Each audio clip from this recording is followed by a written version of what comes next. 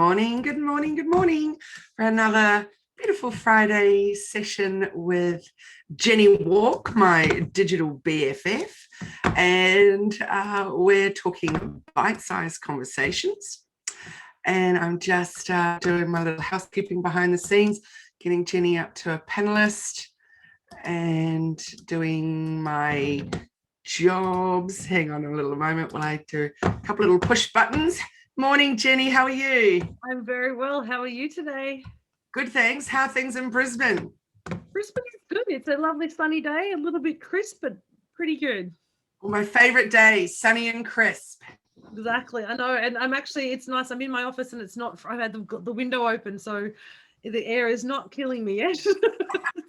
It's been so cold in the morning here comparatively. And I realized, I said, when you get in the car and the car has like the temperature's on 22 and it feels like 22 in the car is warm, you're like, wow, okay. Because in summer, we put it on 22 to keep cool. Yeah. So I was like, what was really interesting? I never thought of it before until it was 8 degrees in the morning going to gym. Oh, it's funny, isn't it? We're having such gorgeous days here. And my daughter's been home from school this week doing a little isolation. And so she's been making a fire every morning, which is just divine. Every time I go back inside for a little hello or whatever, and the house is all toasty. And I'm like, every time, amazing. Can't wait for evening. A little bit of a chill. Not a chill, actual chill out is what I mean. Yeah. But, how's the week in business been for you, Jenni?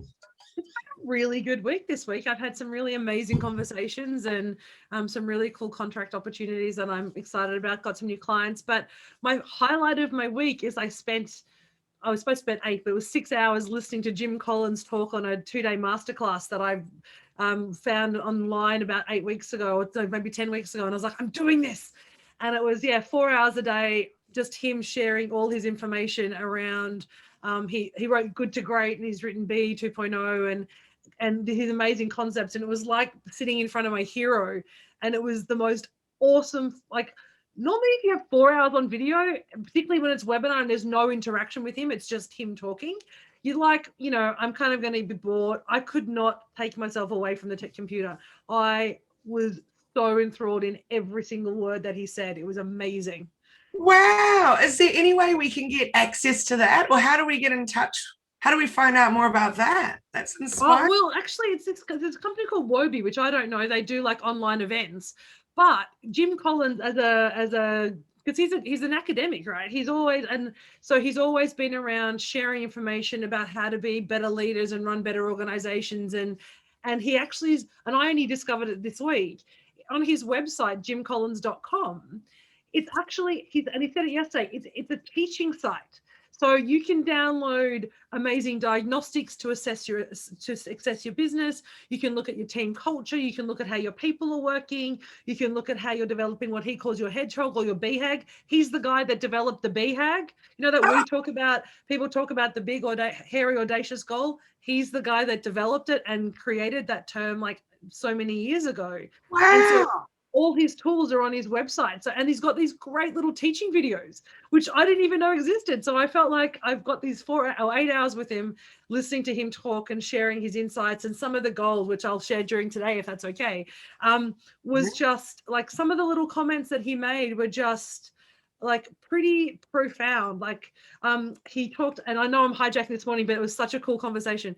As a organizational process bunny type person, one of the people who I admired when I was going through university was Peter Drucker and Peter Drucker's conversations. And he's like one of the godfather of strategies from the 20th century, sorry.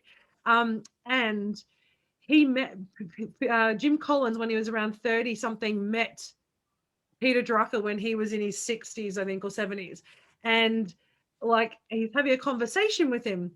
And he says, I'm trying to look at the conversation. It's something like, it was something in the way, he said, I hear you talking a lot about success and wanting success. And you're wondering, whether you're going to be successful. And he's like, I think you're asking the wrong question. The question is, are you going to be useful? Oh, stop it. Excuse me one moment. I just got told that I forgot to go live, so I'm just doing that right now. Can you please just repeat that? That was an absolute line of magic.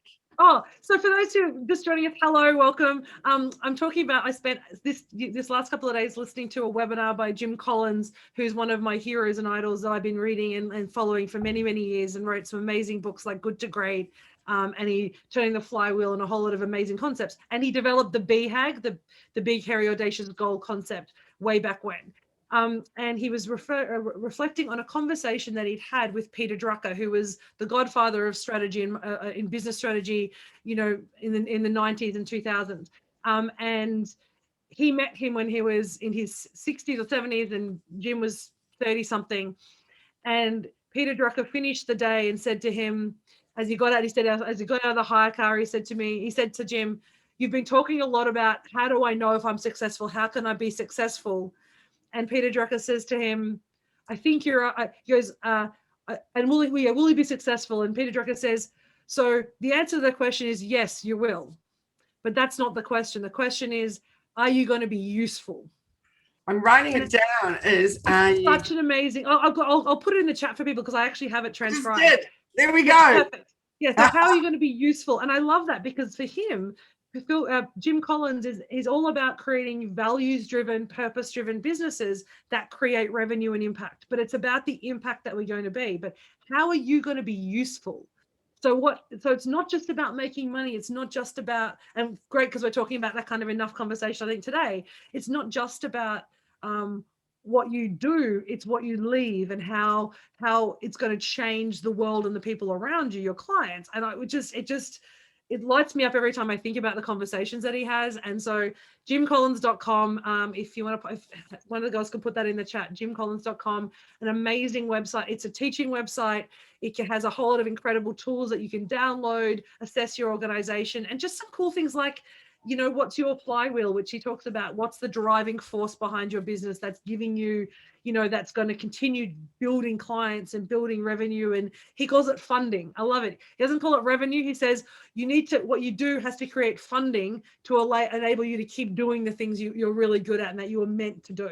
So I clearly get excited when I talk about it. So how has your week been, Kylie? But I just have a couple more questions around that. So the one that you watched, the 2 lots of 4 hours, was that directly from his website? No, that was actually, it was a Wobie event. So I bought a ticket from it. It came across my counter or my emails, and I was like, oh, Jim Collins. And I kind of went, oh, it's probably going to be like crazy amount of money because the man is a genius. And it was like $190. And I was like, wow. And how do you spell Wobie?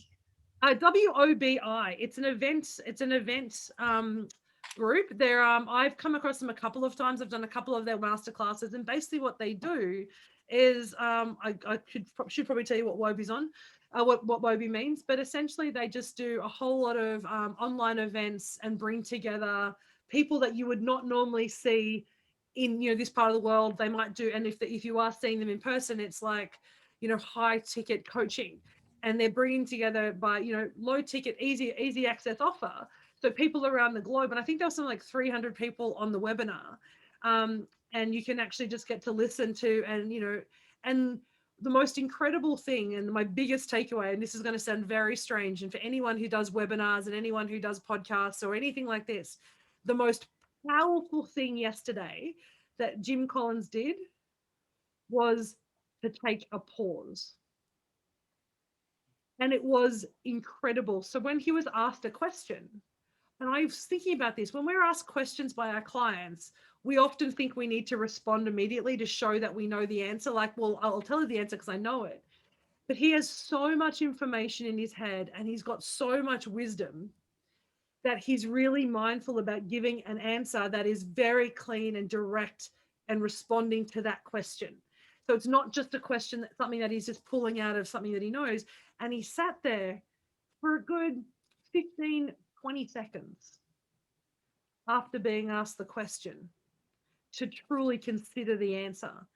And it was the most powerful thing I've ever seen somebody do on a webinar because they gave it space.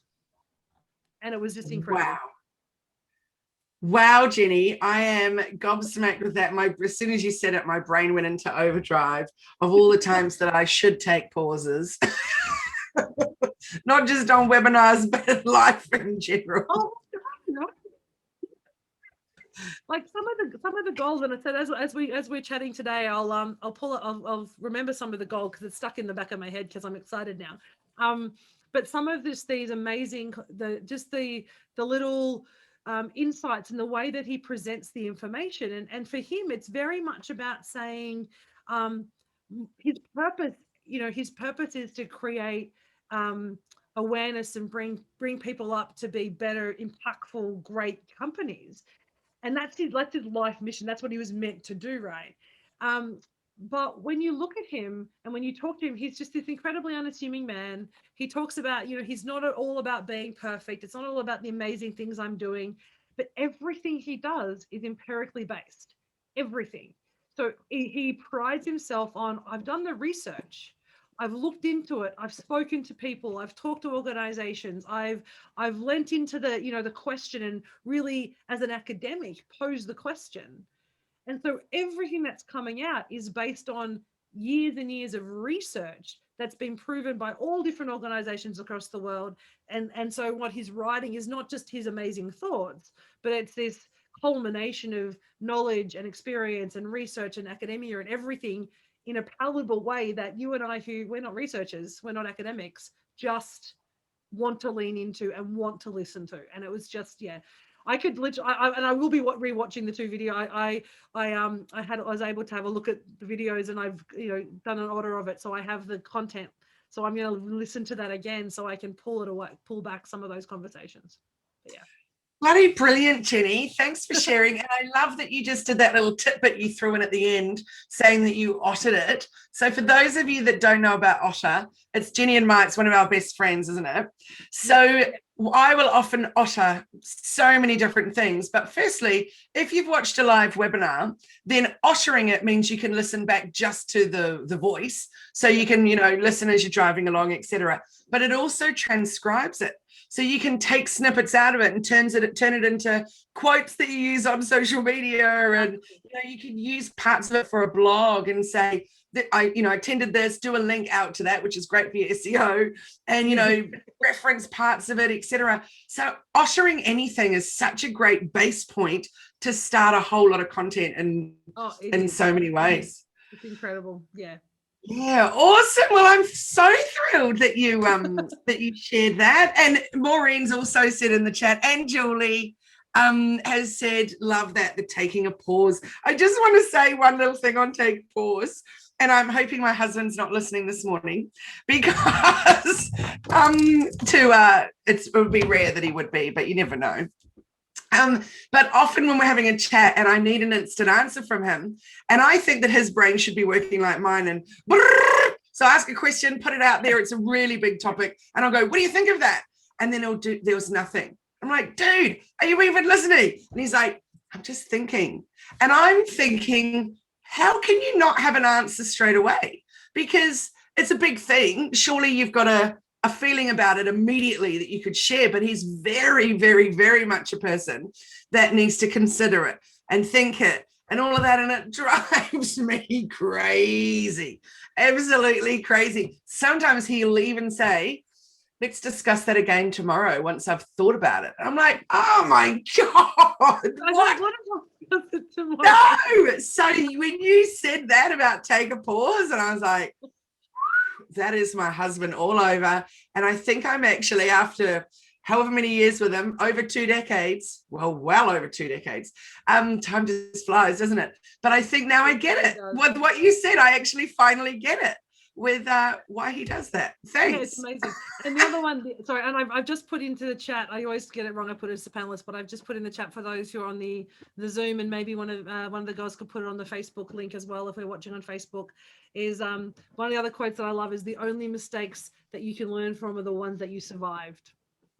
Yes. Which I also love, because it's that idea about, it's like, we talk about, I don't want to make mistakes, but if you can survive a mistake and then recognize and grow from that, then that's where you actually get, true connection and learning and understanding about who you are and what you do. So, yeah. So that's all about me. Hang on, wait 1 second. Can you just read the next bit that you wrote down? Oh yeah, so I wrote the full chat. So I wrote the full I've just found the actual transcript from when he's talking to Peter Drucker, and it says, yeah, it occurs to me that you spend a lot of time worrying about if you will survive. And Peter Drucker says you will probably survive. And you worry, will you be successful? That is the wrong question. The question is how to be useful. Amazing. So Give and grow, give and grow. I love. I know, right? Grow and give. They're our kind of people, Jenni.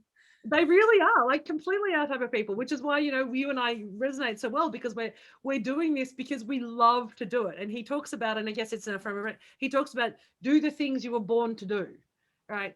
Find something that you were born to do that you can also get funding from to enable you to keep doing it.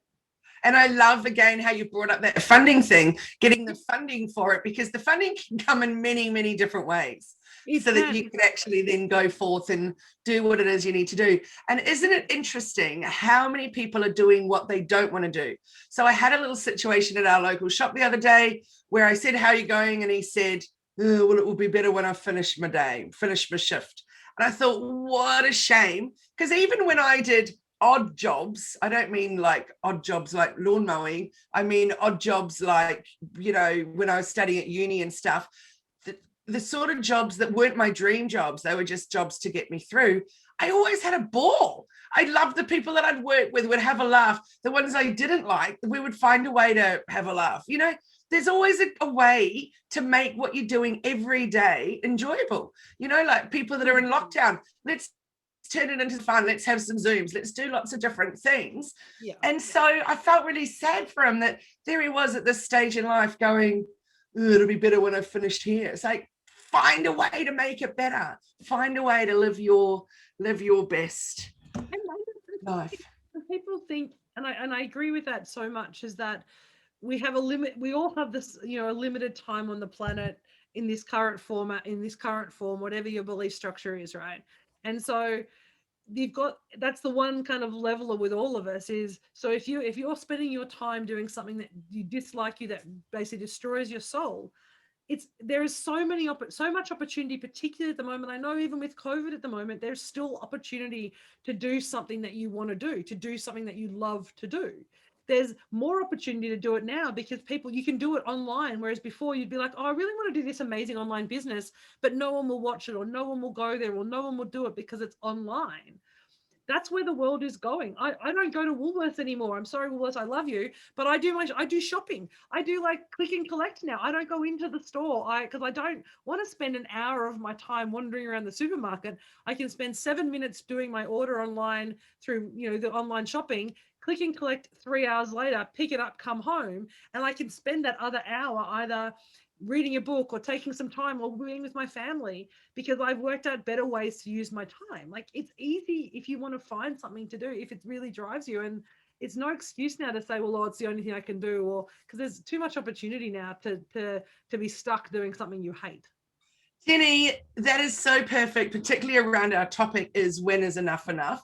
And I had this exact conversation in Monday morning's group coaching where somebody was saying, I just am trying to resist all the AI, all of that, and just, be as person-centered as I possibly can. I said, I totally get that. But for me, for example, doing my grocery shopping online means that I'm actually doing more people time, because the stuff that I would be doing on my own possibly or whatever is actually being done much quicker. Also, I do it online and ask my family, well, what do you think? Should we get that? Should we get that? Should we get that? So actually there's a bit of interaction going on with it.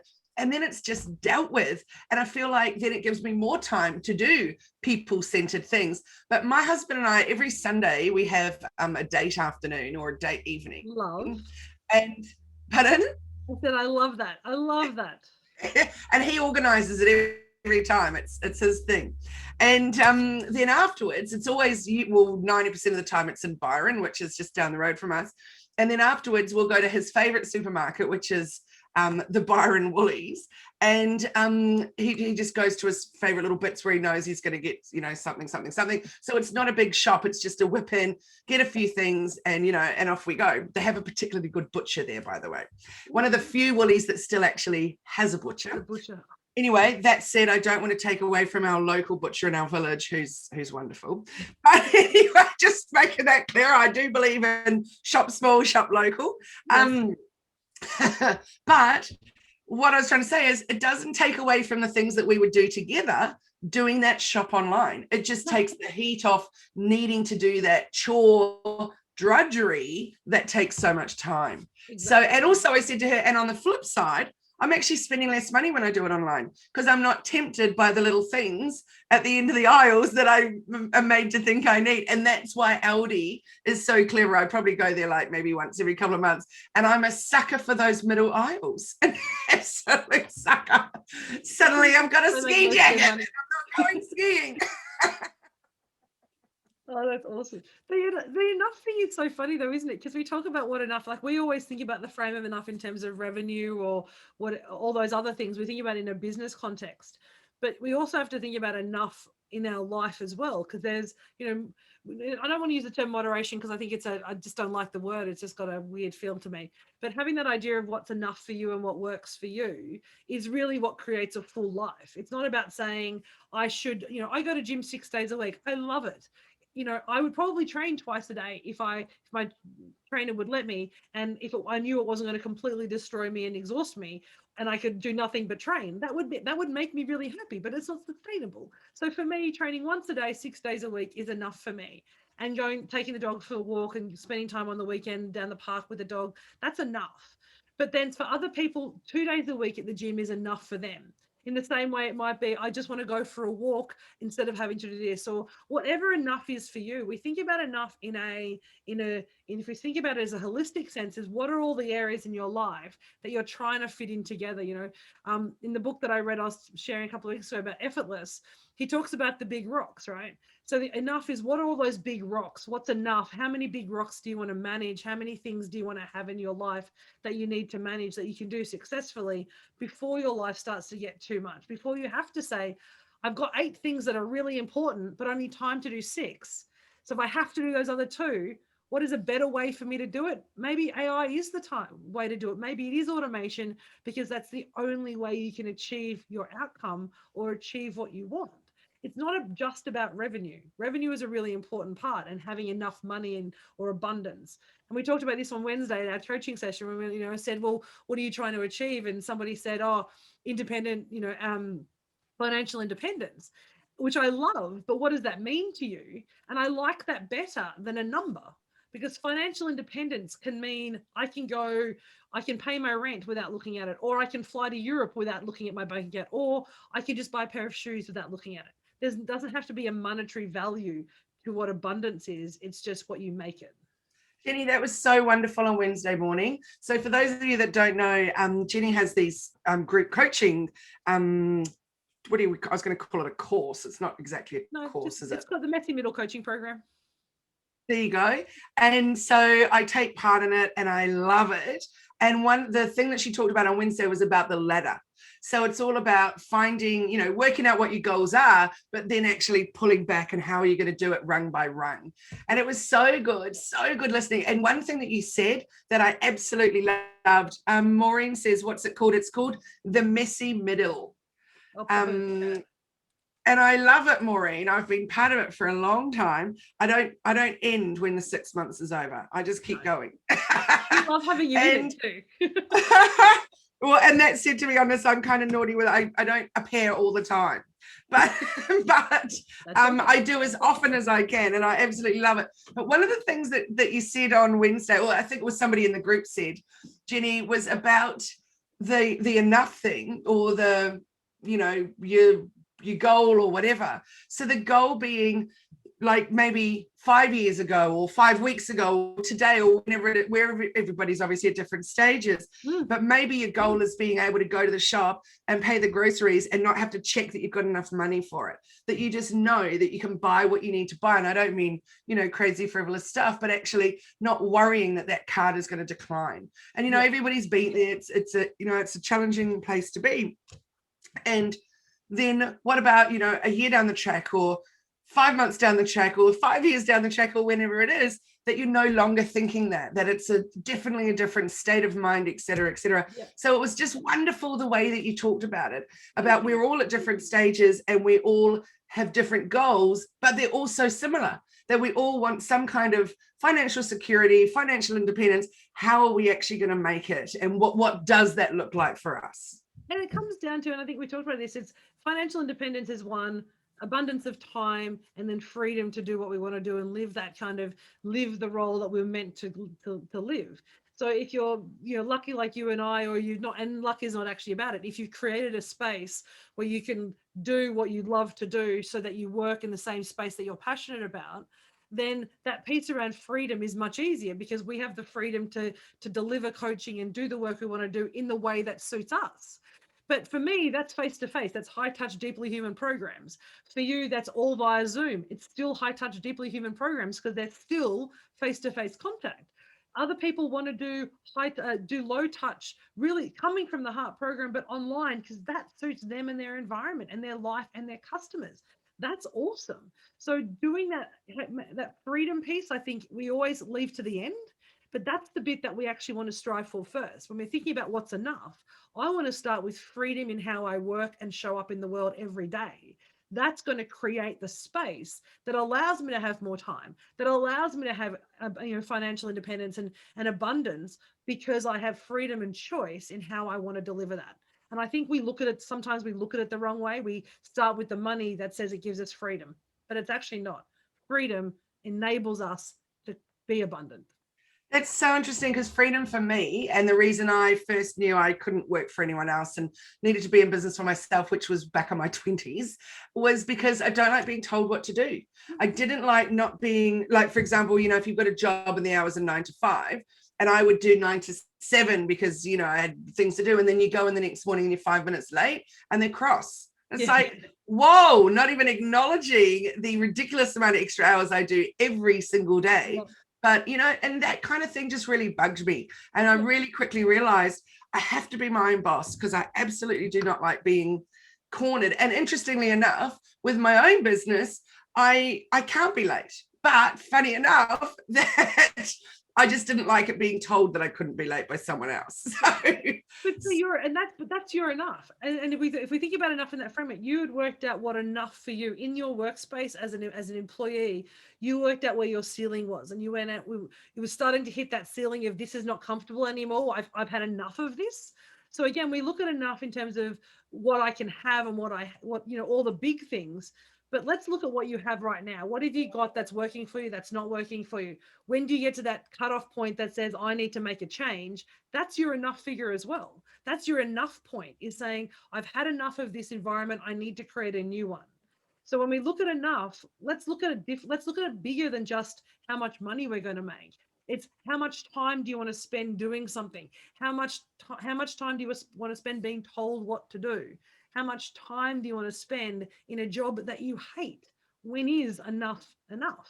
Oh, absolutely. And I know that we're at time, but maybe we could just talk for a few more minutes, because I want to bring up about our clients and our customers. And when is it enough to be working with people? When is it enough, for example, to put it, if you've got a shop, to say, I don't have to serve you anymore because you're always rude, or I don't have to work with you anymore, whether it's on Zoom or whatever, because it doesn't give me a good feeling, or whatever it is. When is enough? How do you make those decisions? Such a good question, Kylie. I learned this about 2 years ago when I had you know me, I struggle to say no the best of times.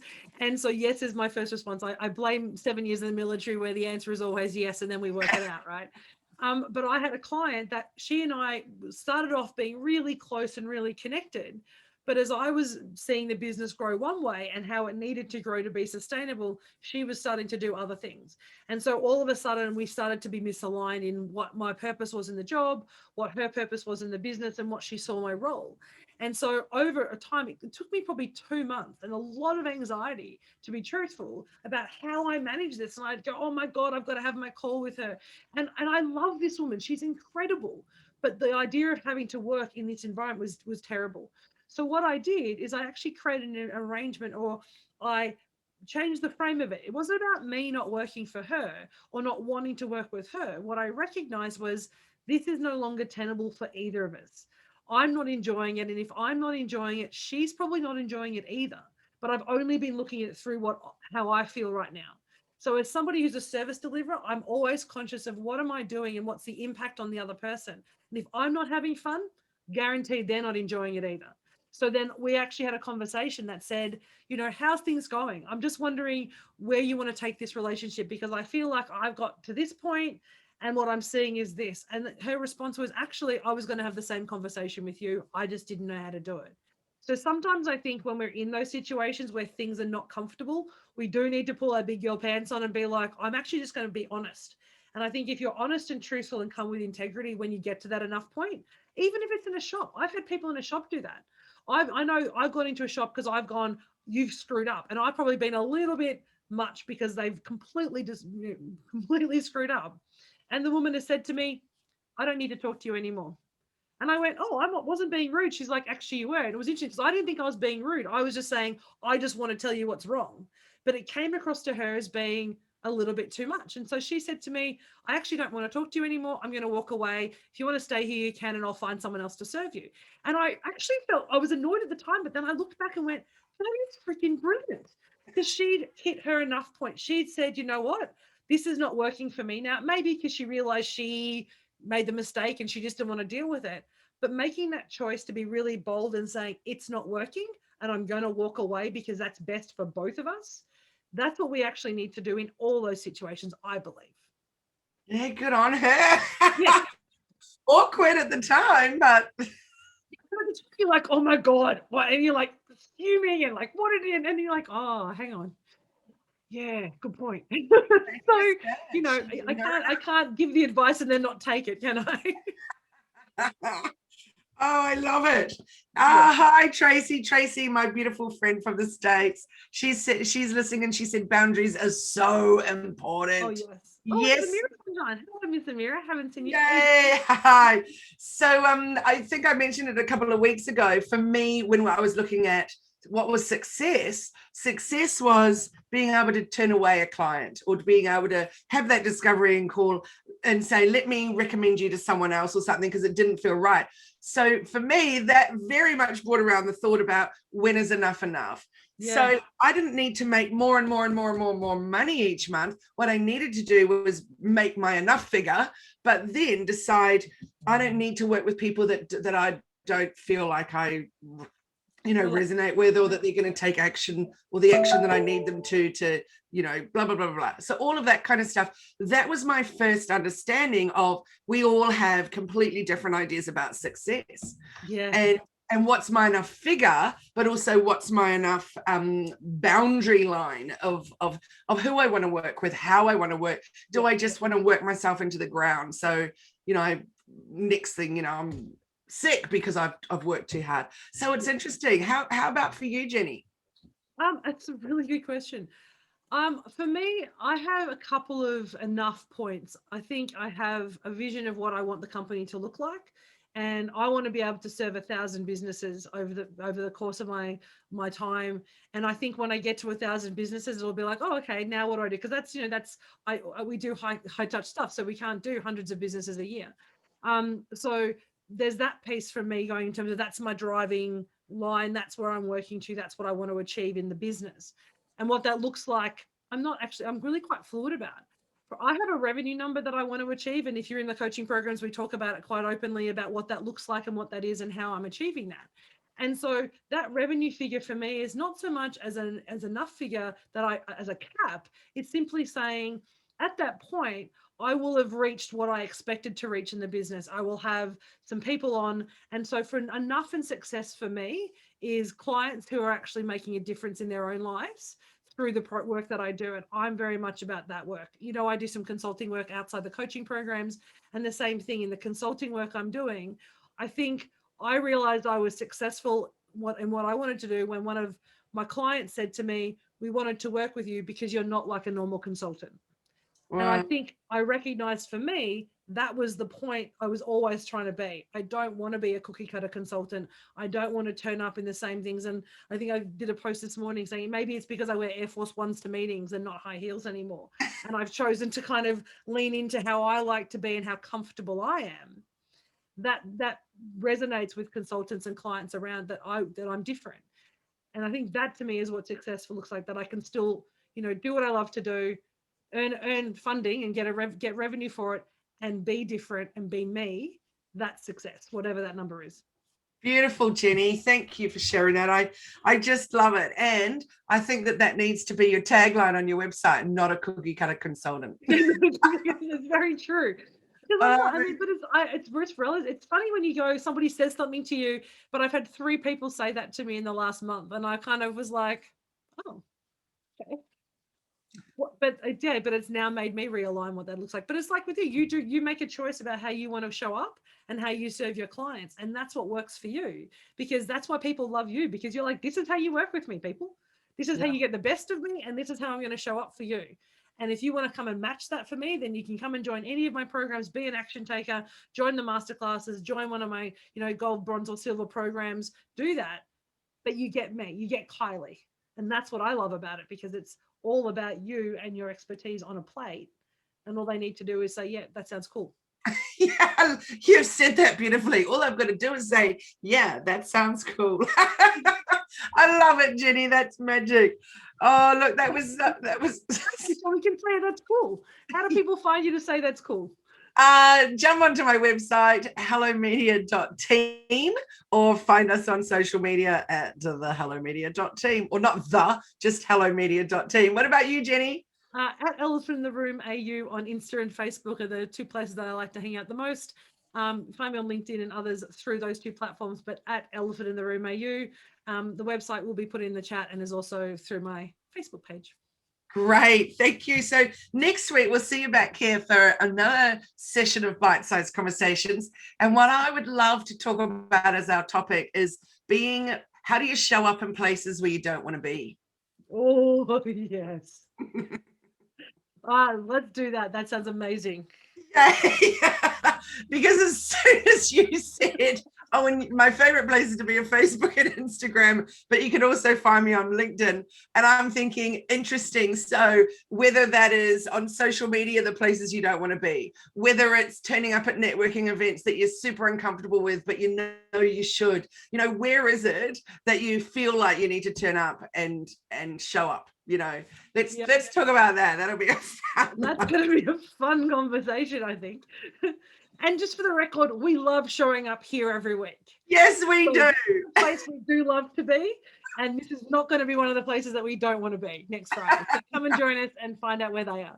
Yay! All right, I look forward to it. You have a wonderful day, Jenni. Great weekend, and everyone, thanks for joining us. See you next week. Thanks everyone for joining us. Appreciate your comments. Have a great day. Bye.